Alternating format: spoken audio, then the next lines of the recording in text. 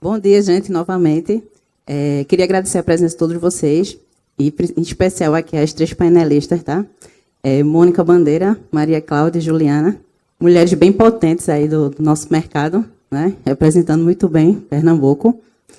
E eu já queria, eu tinha conversado com elas, eu acho que seria importante, brevemente, elas falarem sobre a carreira, experiência delas nesse mercado, para a gente estar conhecendo elas melhor, tá? Então, Mônica. Bom dia a todos. Vou cumprimentar Eduardo, colega, em nome de Eduardo, cumprimentar todos vocês da Avantia pelo evento. Obrigada pelo convite. Bom dia a todos meus colegas, as minhas amigas aqui, colegas de painel. Bom, eu fiquei pensando, né, nessa trajetória, né, tem quem me conhece há muito tempo, vou poupar vocês de uma grande jornada, e pensei em contar, para descontrair, um fato que vai, talvez, mostrar, né, como é que a gente entrou em TI, né, pelo menos na minha geração, e muitos colegas que estão aqui, que são contemporâneos. Em 79, eu ia fazer vestibular, e todos os cursos tradicionais eram de engenharia. Engenharia elétrica estava top do vestibular, né? E aí tinha uma história de informática, né? Aí eu disse, acho que eu vou fazer esse curso. Mas fiquei calada, não disse ninguém lá em casa, porque ninguém sabia o que era isso, nem eu sabia, mas achava que era uma coisinha diferente, uma expectativa diferente. Esse espírito já de... Eu olhava aquela reportagem da NASA, com aqueles painéis maravilhosos, eu disse, pô, que lugar massa para trabalhar, né? E foi assim, fiz caladinha, e eu passo no vestibular. Meu pai, eu sou de Gravatá, meu pai em Gravatá, eu ligo de um telefone fixo da casa da minha tia, todo mundo comemorando, aí passou no vestibular? Eu digo, passei no vestibular.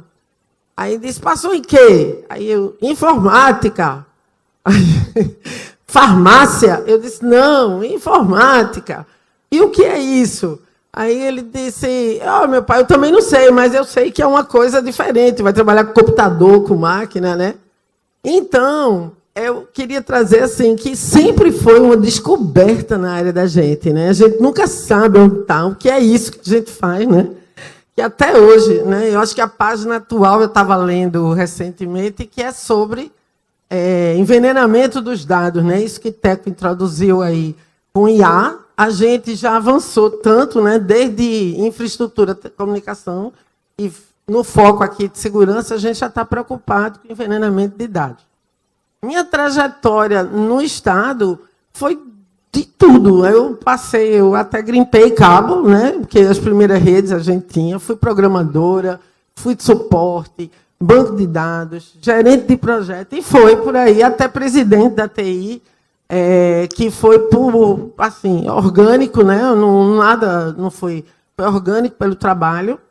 E a gente vem, assim, andando, caminhando. Eu não sei dizer, assim, quando que vai parar a trajetória, né? A trajetória está igual com vocês. A gente está todo dia na estrada. E o serviço público, que é onde eu atuo, ele também está. Está na mesma página que todo mundo, né? Veio lá do início de programação básica, infraestrutura, rede WAN. Aí começamos com o ambiente aberto e agora estamos aí no mundo da IA, tentando, né, saber para que caminho a gente vai. É isso, para eu me apresentar aqui a vocês. Muito bom, Mônica. Antes de passar para a Juliana, Mônica realmente assim, é uma pessoa que a gente se inspira muito. Tá? Eu lembro que eu tive há alguns anos uma reunião na TI, e o que me surpreendeu foi, na TI tem vários quadros das pessoas que, né, passaram pela presidência, e estava lá a Mônica. Eu disse, que bacana, você vê uma mulher, né, na presidência da TI, que chamou a atenção. Alguns anos depois eu fui convidada para um evento e ela nem lembra disso. Ela estava na mesma mesa que eu estava e eu fiquei super feliz. Eu só estava admirando, assim, ela falando, se comunicando, falando né, vários pontos aí de tecnologia, e hoje presente aqui nesse painel. Então, assim, é bacana, né, é importante a gente estar enaltecendo essa trajetória aí, tá, Mônica? Juliana. Bom dia a todos. Primeiro, eu gostaria de agradecer à Avantia pelo convite, e é uma enorme satisfação estar aqui dividindo com a Cláudia e com a Mônica, a Júlia, esse momento e com todos vocês. A minha história, ela começou até um pouco assim parecida, né, com a Mônica. Eu nunca pensei em fazer computação, Na verdade, eu sou paraibana, eu sou de João Pessoa, e quando eu fiz vestibular, eu fiz na UFPB Engenharia, e na UFPE, aquela coisa ali, o primeiro curso era Ciência da Computação, na área de Tecnologia, eu digo, vamos lá. E passei para a Ciência da Computação na UFPE e soube que seria uma oportunidade maravilhosa na minha vida se eu viesse. E aos 17 anos eu resolvi deixar a casa dos meus pais e eles acreditaram que isso era um caminho. O meu pai gostaria muito que eu trabalhasse com ciência, com tecnologia. Ele dizia que esse país só ia para frente se tivéssemos essas áreas muito fortes. E ele me incentivou bastante. Então, eu já começo por aí, né? Eu sou primogênita de uma família que tem 5 filhos e meu pai me incentivou bastante a seguir nessa carreira, sempre acreditando em mim. Então, o primeiro grande passo aí foi ter o apoio irrestrito dos meus pais. E vim para Recife e sou recifense e pernambucana de coração hoje, mais de 3 décadas aqui. No início, eu achava que ia seguir a carreira acadêmica, fiz o mestrado na área de redes neurais, com todos os coleguinhas me chamando de doidinha, que é isso que essa menina está fazendo, porque não está fazendo engenharia de software, porque não está fazendo redes, sistemas distribuídos. Eu, não, a gente está fazendo IA. E fui muito satisfeita com essa escolha, né, me desenvolvi bastante. E ao terminar o mestrado, eu tive uma mulher que me deu a mão, e essa mulher está nesse palco, e é a Mônica Bandeira. A Mônica, isso aí. Isso é uma coisa muito importante de ser dita, porque mulheres apoiando outras mulheres, mulheres tendo representatividade, isso é muito importante para que outras, principalmente as novas gerações, né, que foi criado aí um tabu, que tecnologia não é lugar de mulher. Na minha época, isso não era verdade. Lá na década de 90, as turmas de computação na Federal, elas eram bastante equilibradas, né? Tinha até turma que tinha mais mulher do que homem. E no início dos anos 2000, esse fenômeno aí mudou, né? Eu fui professora, junto com Mônica, e eu até continuo aí a minha fala, ela me estendeu a mão 2 vezes, né? Ela me chamou para fazer parte de um time de professores, fundando à época o curso de Sistemas de Informação na Faculdade Integrada do Recife, que ela era coordenadora, e ela me convidou para fazer parte desse time. Passamos juntas 10 anos em sala de aula, e, ao mesmo tempo, ela me convidou para participar de uma seleção pública, na época, então, da FISEP, e eu comecei a atuar na Secretaria de Fazenda. Participei de desenvolvimento, por exemplo, do sistema EFISCO. Agora eu vou interromper. Lá, a tecnologia uniu ela ao marido dela. Sim, ela foi entrevistada e foi amor à primeira vista e ela casou com o Telmo. Estamos juntos há 25 anos. Então, tudo começou, de fato, lá. E eu digo que eu fui mordida pelo bichinho do serviço público. Eu me encontrei nesse caminho. Passei só um tempo na iniciativa privada, né, saí da FISEP, passei um tempo na iniciativa privada e na área acadêmica. E, logo em seguida, eu voltei. Eu fiz o concurso da ATI, eu era analista consultora de tecnologia da ATI. Em seguida, eu fiz o concurso do tribunal. E, desde 2010, eu sou servidora do Tribunal de Justiça de Pernambuco. E, desde 2014, atuando na gestão da nossa Secretaria de Tecnologia. Então, isso foi um pouquinho aí da minha trajetória, para vocês terem ideia, né, dos caminhos que foram trilhados, e o meu eterno agradecimento aí à Mônica por ter acreditado em mim desde o começo. Muito bom, muito bom. E Maria Cláudia, aí, fala um pouco da tua trajetória, né? Maria Cláudia já é de outra área, né? Isso. Mas tem uma... Bom dia a todos. Agradecer a Júlia pelo convite, a Avantia, principalmente aí parceira. As meninas que a gente conheceu um pouco antes, né? Pelo Teams. Assim, sou da área de segurança do trabalho, né? Atuo na CHESF, que agora é a Axia Energia, há 19 anos. Então, a minha história é um pouco assim, eu conheci Júlia na faculdade, né? Eu trabalhava numa empresa de envase de refrigerantes, né? Então, eu queria a área de tecnologia e eu fiz engenharia eletrônica, né, que eu estava na empresa e eu que me encantei pela toda a tecnologia que envolve o processo produtivo da empresa. Eu disse, não, eu quero fazer eletrônica e me enveredei aí por fazer eletrônica, foi quando a gente se conheceu. Mas, nesse percurso, eu fiz o concurso lá atrás, que era a CHESF, entrei na empresa e estou na área de segurança, né, como engenheira de segurança atualmente, né, assumi algumas gestões lá na área de geração, transmissão, e tem aí o desafio com a tecnologia dando esse suporte na nossa área, né? Todos os dias a tecnologia ela vai se moldando com o tempo e eu acho que a segurança do trabalho também, né, puxando sardinha um pouco para o meu lado, precisa estar junto, né? A gente precisa trazer bons resultados produtivos com pessoas seguras e trabalhando saudáveis para que tragam um bom resultado produtivo, né? Então, por isso que é importante estar sempre nesse alinhamento junto à tecnologia. Muito bom. Aí, a gente falou bastante, né, que Teco abordou muito a questão de IA, a transformação digital, e a gente tinha conversado, né, Juliana, realmente é um desafio grande, né, para as organizações, essa questão da adoção dessas novas tecnologias e como ter ações, né, enérgicas, ações eficazes, né, estar atento a essa questão no tocante segurança. Então, eu queria que tu falasse um pouco sobre esse tipo de desafio aí, né, no dia a dia. Assim como as instituições privadas, as públicas estão passando por uma acelerada transformação digital, né?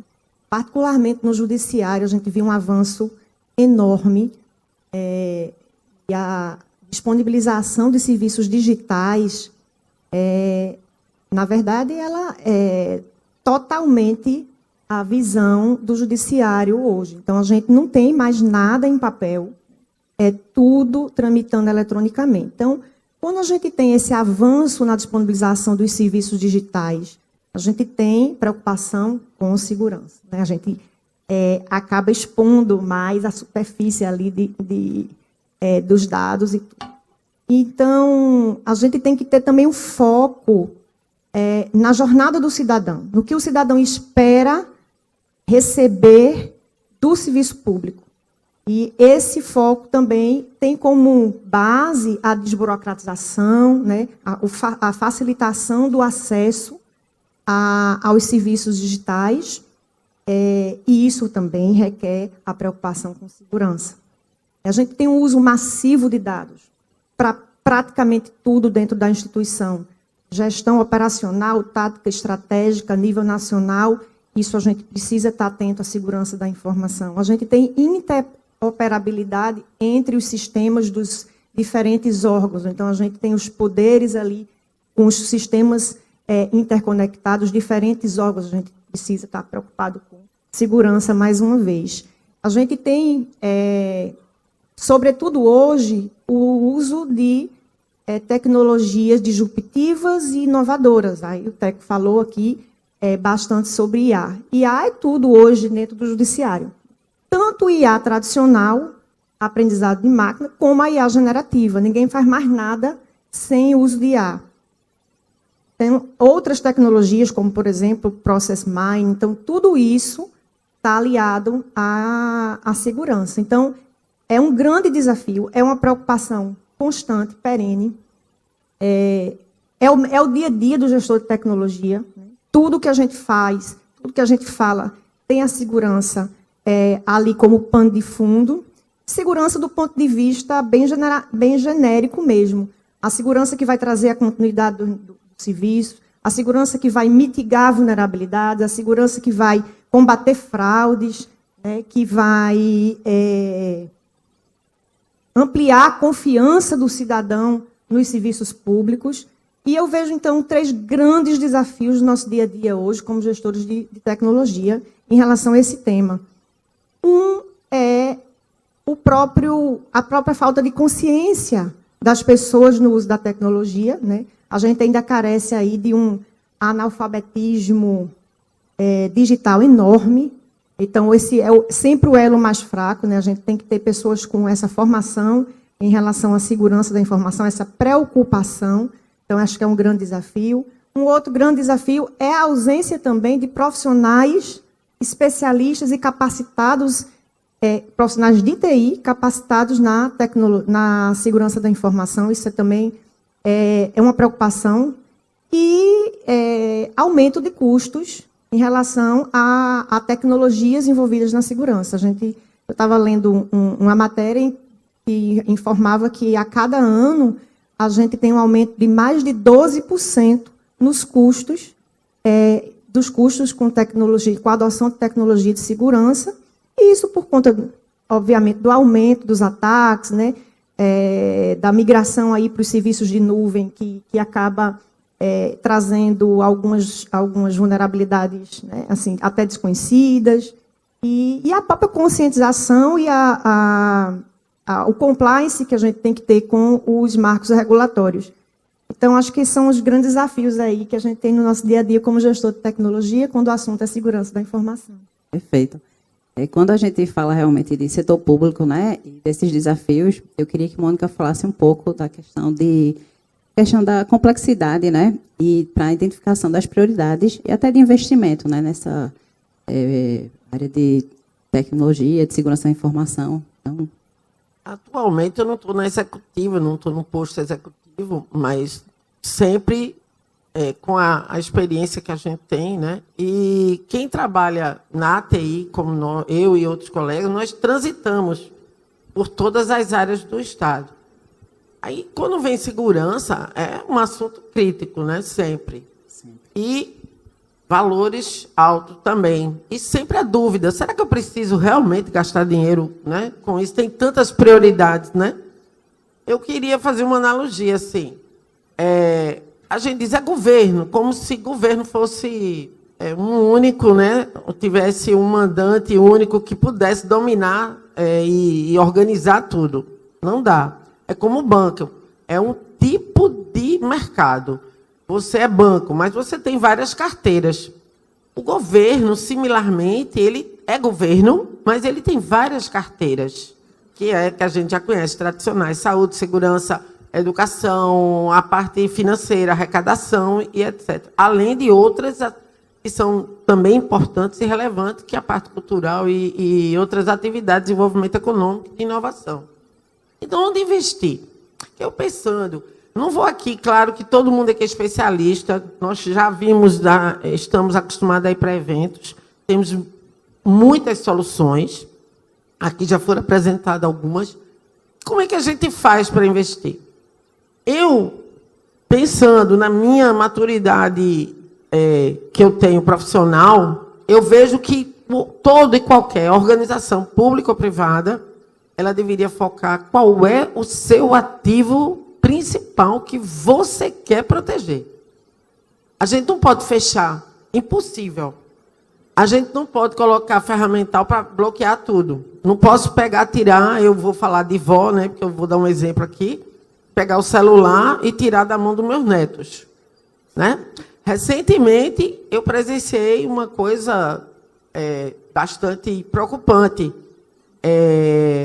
Eu digo assim, é um caso que acontece dentro da organização. Eu só vou fazer um paralelo para ficar mais leve assim a conversa, para não ficar tão técnica, né? Mas, veja, minha neta, 6 anos, vovó, deixa eu ver boneca no seu YouTube. Eu passei o meu celular, botei um negócio de boneca. Não deu 2 minutos. Ela voltou e me mostrou, vovó, o que é isso? E uma cena pornô, atravessada na pesquisa de boneca. Tinha umas bonecas lá que ela gosta de ver. E eu olhei. Então, aquilo que Felca colocou naquela coisa, ela é proveniente. Aí eu vou dizer, não, vou proibir minha neta de ver o celular. Ela não vai ver mais YouTube, vou jogar no lixo. Não é por aí. Eu tenho que protegê-la, mas eu tenho que saber o que é que eu vou fazer ali, quais são as aplicações que ela precisa interagir, qual é o ativo principal da minha organização que eu preciso abrir e que eu preciso trabalhar com ele aberto. Ele complexo do jeito que ele é. Agora, onde é que eu vou fechar? O que é que eu vou estudar? Hoje, voltando lá para os tempos lá do modelo OSI, a gente tem solução desde da rede e aplicação. E o que eu comecei a falar aqui, né, que a gente, quando coloca IA na última camada de aplicação, aí é que vem ferramental mesmo, porque o que eu estava vendo agora, que a preocupação de todo mundo é o aprendizado. Você vai botar a máquina para aprender e alguém pode enviesar envenenar, como é o nome. Então, lá vem veneno. Além de vírus, agora vem veneno, né? Então, assim, é sem fim, mas como é que um gestor, um executivo diz assim, o que é que eu vou fechar, o que é que eu vou investir? Eu acho que o ponto principal é saber, dentro da minha organização, que informação ela é crucial. Informação ela pode ser monetizada, pode ser alvo de sequestro, pode ser alvo de uso indevido, né, para outras coisas, mas eu não posso simplesmente achar que segurança é fechar tudo, investir todo o dinheiro que eu tenho, tudo que é coisa. Não é por aí. A gente hoje já pode conseguir, nas camadas, com os fornecedores, com os prestadores de serviço, soluções para várias camadas aí, como eu falei, de infra e de aplicação, principalmente aplicação. A outra coisa, para finalizar assim, esse investimento aí, né, é que diz assim, eu vou... isso versus saúde. No governo tem muito isso, né? Você tem pouco recurso, você tem que compartilhar. Infelizmente, a gente sofre dessa balança, que ela não é justa, né? Na área de tecnologia, é uma luta constante. Então, o que é que eu penso? Antes da gente ir com a cuia na mão ou com a conta grande, a gente tem que ir com um bom projeto. A gente tem que fazer projeto. Não é só comprar. Não é só licitar. A gente tem que ter uma equipe que entenda, como a Juliana falou, que olhe nossa estrutura, que faça um inventário, que faça um diagnóstico correto. E diga, acho que o ponto principal da gente investir é aqui. E é isso, assim, como uma visão minha genérica, né? Pode ser óbvio para todos, mas é a minha contribuição nessa pergunta aí. Ótimo, Mônica. Para a Maria Cláudia, né, que está no ambiente de setor elétrico, né, um ambiente de alto risco, essa questão de subestações, usinas, né, então, trazendo um viés para a tecnologia, como ela pode apoiar, né, nessa área de segurança do trabalho. Inclusive, fala do evento de hoje, pela manhã ela estava aqui respondendo mensagem nervosa, teve uma invasão na subestação. De quê? Que Capivara. Uma capivara. Uma capivara, mas foi tudo por falar. E, assim, os desafios, né? Os desafios aí de estar sempre acaba sempre se conectando para resolver essas situações. Mas, em relação à tecnologia, foi até falado na primeira, né, palestra, é uma aliada principal em relação à segurança do trabalho, sabe? Vejo muito isso, porque existe uma hierarquia de controle de risco na segurança do trabalho, né? Falar um pouquinho sobre essa questão da hierarquia, essa importância. Então, do primeiro tópico da hierarquia de risco, do controle, é a eliminação. Eliminar o risco, depois substituir aquela atividade para que não se tenha aquele risco, tenha o outro menos agressivo. Um controle de engenharia, um controle administrativo e, por último, uma proteção individual, que é o EPI. Né? Muita gente, a segurança do trabalho é uso de EPI. Na hierarquia do controle de risco, ela é a última. Então, primeiro é eliminar. E a tecnologia, ela traz para a gente essa oportunidade de, muitas situações, eu não ter que estar expondo uma pessoa a executar uma determinada atividade, a estar lá tão próxima ao risco. Eu posso fazer um monitoramento de longe, fazer uma manobra de risco, no caso de uma subestação, no caso de uma usina, fazer uma manobra lá na sala de comando, onde ele não precisa se expor ao risco, à eletricidade, aquele risco, né, invisível, né, e tão perigoso, aí, tão arriscado para quem está operando. Então, hoje a gente já tem tecnologias, mostrou na primeira palestra, a filmagem, né, de um monitoramento de pessoas trabalhando, e ali pode verificar se está utilizando ou não o equipamento correto. Quando se faz uma manobra remota, né, ele consegue ver com o vídeo monitoramento se foi feito da forma correta. Então, assim, hoje, através de drone também, inspeções de linha, então a gente tem toda uma tecnologia aí que vem nos ajudando muito, e a tendência é que a gente tente avaliar os processos produtivos, né, para que tenha essa redução, para que a gente consiga seguir essa hierarquia de risco e consiga, de fato, eliminar ou reduzir ou evitar essa exposição ao máximo do empregado, né, na execução da atividade, para que ele tenha aí uma segurança maior nos seus processos, nas suas atividades. Né? Ótimo. Eu até disse a Claudinha, a gente sempre conversa muito, e eu falei para ela, olha, essa situação da capivara, a Avantia resolve também. Me procurem, que com tecnologia a gente vai resolver. Não se preocupe. Gente, vai ser a última pergunta para cada uma, tá? Trazendo já uma pauta para a questão do papel da mulher, né? Que é nesse mercado. Então, eu queria perguntar à Mônica aí, o que ela, ao longo dessa trajetória dela, né, quais são os principais desafios, né, que ela identificou que as mulheres passaram ou que passam nesse universo aí de tecnologia, né, de segurança da informação. Então, até como um conselho também para quem está iniciando, para quem está nesse... Então, queria que tu falasse um pouco aí. Eu pensei nisso também antes, né, que a gente ia tratar desse assunto. Porque estou perguntando, já vai mulher, vai fazer um painel, né, ela vai reclamar lá, né, pedir... A gente não está pedindo, né? E eu até queria comentar que o painel anterior foi só de homem, nenhum homem reclamou que ele não era não está muito bem na fita, né? Na área dele. Então, como Juliana até fez esse approach aí inicial, a gente foi de uma geração que tinha muitas mulheres. Não era muita dificuldade a gente interagir. A questão da tecnologia, no começo, que ela, assim, muita gente está bem agora que está tudo fácil, mas a gente que trabalhou, né, que vamos dizer, passou ficou madrugadas fazendo backups e outras coisas, a grande dificuldade não é de ser mulher. Nossa cultura social e nossa cultura também familiar.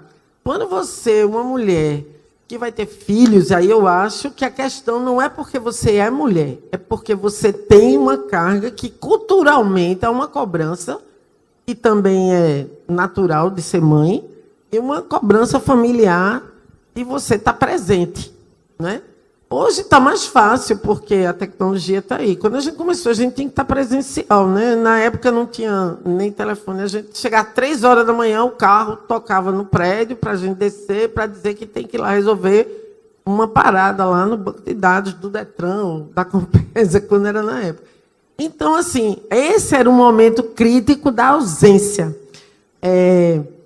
Tem um primo meu, um sobrinho meu que brinca, né? Mãe ausente, que era a mãe dele e eu, né? As mães ausentes, porque nós estávamos sempre em atividade. Então, a dificuldade da mulher não é TI, é a dificuldade cultural, social que a gente tem e uma dependência muito grande desse relacionamento de presença familiar, né? Que é muito cobrado. Hoje eu fico feliz que eu vejo minha filha, ela é advogada, que já tem 2 filhos. Ela trabalha em casa, quando tem problema, tranquilo, a organização entende perfeitamente, que ela diz, olha, eu vou ter que ficar, eu vou fazer minhas coisas todas em casa. Ela faz as reuniões dela, nunca perdeu dinheiro, nunca perdeu trabalho.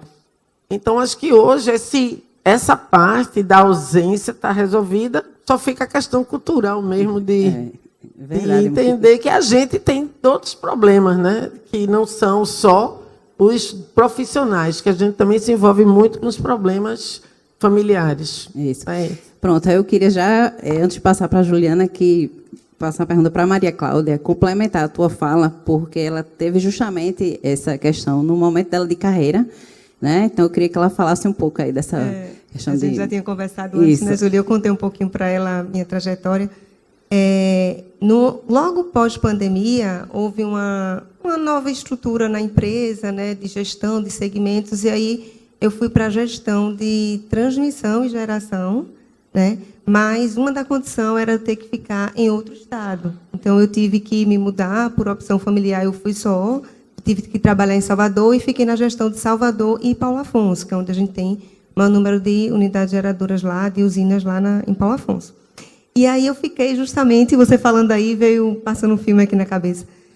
Eu saía na segunda, deixava meu filho na escola, ia já direto para o aeroporto para pegar o voo para trabalhar. E já ia direto lá para o escritório. Então, a gente eu ficava de segunda a sexta, e na sexta retornava, passava sábado, domingo em casa, a segunda viajava de novo. Então, passei por 2 anos, filho pequeno, então existe isso também. E todo mundo que eu chegava lá, todo mundo sabia da história e ficava, e aí, como é que está? Então, tinha aquela preocupação de todo mundo saber que você tinha também a gestão familiar para fazer, além da gestão do novo, que foi o desafio de estar aí nesse deslocamento entre duas áreas grandes, né? Então, assim, eu acho que existe, de fato, ainda esse peso, né? Essa cultura, como a Mônica falou, da responsabilidade da mãe, né? Mesmo tendo um pai presente, que no meu caso sempre foi assim, para você ter ideia, chegava nos finais de semana, ia no shopping comprar um sapato, eu não sabia o número dele, do sapato dele, porque era tanta.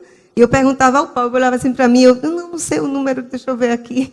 Então, assim, porque é uma dinâmica, e assim, acaba que por ter esse peso cultural, né, é o que eu percebo, né, o que eu queria trazer, a gente precisa, na gestão, em qualquer posição que for assumir, seja na gestão de um setor elétrico, dos setores que as colegas trabalham aqui, ou até na execução, né, um eletricista, mulher, por exemplo, que a gente tem também alguns casos, a gente precisa fazer um esforço maior, eu percebo, para mostrar a competência técnica, né, mesmo tendo e provando isso, mas eu acho que ainda tem também um pouco enraizado isso, de a gente ter que se desdobrar mais, porque tem aquela responsabilidade da gestão familiar, mas e aí que a gente precisa se desdobrar mais para mostrar que está ali por competência e por qualificação de fato. Então, assim, é um desafio que a gente percebe que tem um movimento nas empresas que já está mais maleável, né, em relação a isso, tem o ISD aí trazendo toda uma questão para as empresas, né, e trazendo esse movimento de liderança feminina muito importante, muito bom, assim, a gente sendo representada nesse momento, mas que sim, precisa ainda ter umas barreiras a vencer, mas que estamos aí no caminho certo. Isso, verdade. Aí, Juliana, complementando, né, com essa questão do papel da liderança feminina, do protagonismo em si, né, qual o nível de influência, de atuação na questão de definições estratégicas mesmo, na organização. Você está num papel lá de liderança feminina, né, de gestão no TJP. Trazendo assim bem particularmente o meu caso, como falei para vocês, eu estou aí há mais de uma década, né, nessa função. Nós temos mais ou menos aí a estatística mundial em relação à presença feminina na tecnologia. A gente fica aí sempre em torno de 80-20, né, sendo 20% mulheres. No nosso caso, a gente tem um grupo gestor de 9 pessoas, né, os cargos de gestão dentro da nossa secretaria, e é composto, então, por 2 mulheres e 7 homens, mais um convívio extremamente tranquilo, acolhedor, empoderador. Eu preciso dizer que os homens com quem eu trabalho são excepcionais. Nunca me senti impostora, porque vocês sabem que as mulheres têm uma tal de uma síndrome de impostora. Pelo contrário, sempre me senti muito segura nessa atuação, conto com eles assim de forma irrestrita a todo momento, e me sinto realmente num ambiente confortável. E assim é na nossa secretaria. Temos 20% de mulheres, mas mais de 50% dos cargos de liderança, de chefia, são de mulheres. Muito bom. E não é porque eu sou mulher, não. Porque a gente escolhe mediante ali os critérios, né, de atuação mesmo das pessoas, de potencial. E só não tem mais porque não tem mulher. Porque se tivesse... Porque assim, eu acredito muito que as mulheres... Eu não quero nem teorizar nada, mas eu acho que... Eu não sou estudiosa da área, mas eu vejo, o que eu vejo no meu dia a dia, no que eu sinto, é que as mulheres elas têm um poder de escuta muito grande, elas têm uma sensibilidade, né, na escuta do outro. Eu acho que está faltando hoje em dia, e isso é muito importante. Elas têm uma coisa que a sociedade impõe à mulher, que é uma coisa chamada resiliência, né? Conciliação nos conflitos. Então, eu acredito muito no potencial de liderança feminina, e a gente tem conseguido manter isso na nossa secretaria com êxito, mas eu concordo que os desafios são grandes. As mulheres, elas são realmente, são impostas às mulheres rotinas pesadas, né, de obrigações. Então, a gente também tem que ter muita compreensão em relação às colegas. E hoje eu vou lhe dizer, eu tenho muita compreensão e incentivo os homens que têm essa demanda também em casa, de dividir mesmo as atividades. Então, eu sou a primeira a compreender. E eu estou vendo que nas novas gerações isso está realmente mudando. Sim. Certa feita, eu fui fazer uma apresentação a pedido lá da Justiça do Trabalho. E eu fiz umas pesquisas em relação à participação feminina na tecnologia, que eles estavam querendo incentivar e tal. E eu fiz uma pesquisa, tive uma conversa com a Marcela Valença, lá do Porto Digital. Hoje ela está em Aveiro, em Portugal, mas ela me falou sobre os programas do Porto Digital que visam trazer as mulheres, né, para a área de tecnologia. E ela me disse uma coisa interessante. No Embarque Digital, que é aquele programa, né, que dá bolsa para estudantes oriundos de escola pública para ampliar aí a formação dos jovens, principalmente os periféricos, na área de tecnologia, há uma presença massiva feminina. Elas são muito empenhadas, se dão muito bem, mas são as que mais evadem. E é um motivo muito preocupante, é que essas meninas, em geral, são as que são demandadas por cuidados. Cuidado com a avó, cuidado com os irmãos. Então, a questão cultural é muito forte na nossa sociedade, né? Que a mulher, ela provê o cuidado. Então, até o desenvolvimento, a formação profissional, fica comprometido com isso. Então, é um grande desafio para todos nós, homens e mulheres, enquanto sociedade, e enquanto a gente observa aí a formação desses novos jovens, né? Um programa importante, que a gente está mudando, a gente está vendo que estamos ampliando aí o potencial de formação dos jovens na área de tecnologia, mas, mais uma vez, as mulheres sofrendo com a questão cultural do nosso país. Na verdade, é uma questão até mundial, né? É verdade. Mas vamos para frente, que eu acho que a gente pode melhorar bastante isso. A gente tinha pauta para um longo tempo aí de painel, mas eu já estourei o tempo aqui, puxando perguntas aí de vocês, que realmente, né, é um momento único. Já puxo o desafio aí para a próxima ano, a gente tem outro painel, tá? E, para finalizar, agradecer a todas vocês, tá? E um ponto que Maria Cláudia falou, e eu muito orgulho de falar aqui da Avantia, tá? Que a gente signatária da ONU Mulheres desde 2018, tá? Primeira empresa do Porto Digital. Temos comitês de diversidade e inclusão na empresa. Programa Elas por Elas, da parte de liderança feminina. Então, assim, a gente tá bem antenado aí nessa pauta. E agradecer a presença de vocês e o tempo aí desprendido com o painel. Tá? Karen, próximo ano, viu? Já fica aí estamos nos convidando, né?